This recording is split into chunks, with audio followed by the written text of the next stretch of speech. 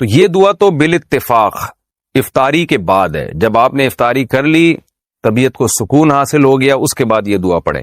اور ایک دعا جو ابو داؤد میں مرسل حدیث ہے، صحابی کا واسطہ حذف کر کے تابعی ڈائریکٹ نبی صلی اللہ علیہ وسلم سے نقل کرتے ہیں.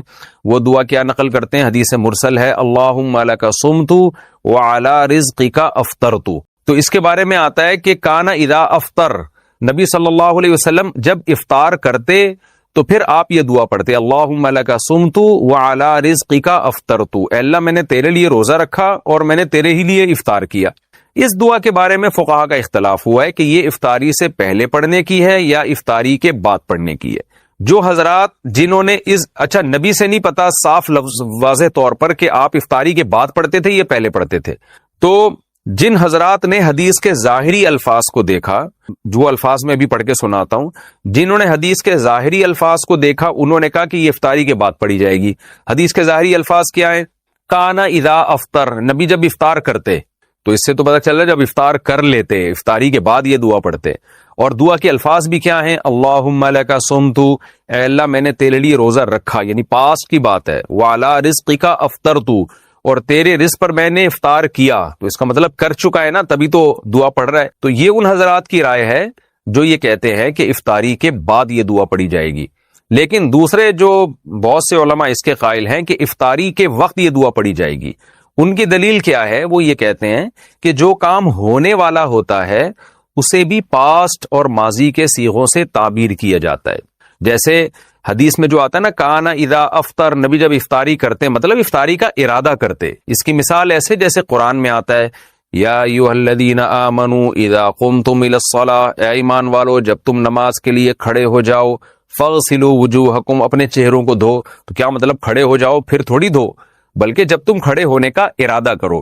تو جو کام ہونے والا ہوتا ہے اس کو بھی ماضی سے تعبیر کیا جاتا ہے. تو اذا افطر کا مطلب اذا اراد ان یفطر، نبی صلی اللہ علیہ وسلم جب افطار کرتے یعنی جب افطار کا ارادہ کرتے، جب افطار کی نیت کرتے اس وقت یہ دعا پڑھتے. اسی طرح یہ جو حدیث میں الفاظ ہیں کہ اس میں ماضی کے صیغے ہیں، اللہم لک صمت وعلی رزقک افطرت، اے اللہ میں نے تیرے لیے روزہ رکھا، تیرے رزق پر میں نے افطار کیا. تو یہاں بھی یہ علماء کہتے ہیں کہ افطار کیا کا مطلب کرنے والا ہوں. تو جو کام ہونے والا ہوتا ہے اس کو بھی ماضی کے صیغوں سے تعبیر کیا جاتا ہے. اس کی عربی زبان میں بہت مثالیں ملتی ہیں.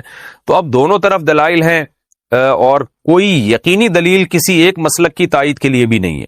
البتہ ہماری رائے میں یہ جو دوسرا موقف ہے یہ زیادہ دلیل کے لحاظ سے اس لیے افضل معلوم ہوتا ہے. دوسرا موقف کیا ہے کہ افطاری سے پہلے پڑھنی چاہیے یہ دعا، یعنی افطاری کے وقت، افطاری کا بالکل ٹائم ہو چکا ہے تو آپ کھجور کھانے سے پہلے، پانی پینے سے پہلے یہ دعا پڑھ لیں، اللہم لک صمت وعلی رزقک افطرت، یہ پڑھ کے آپ کھائیں.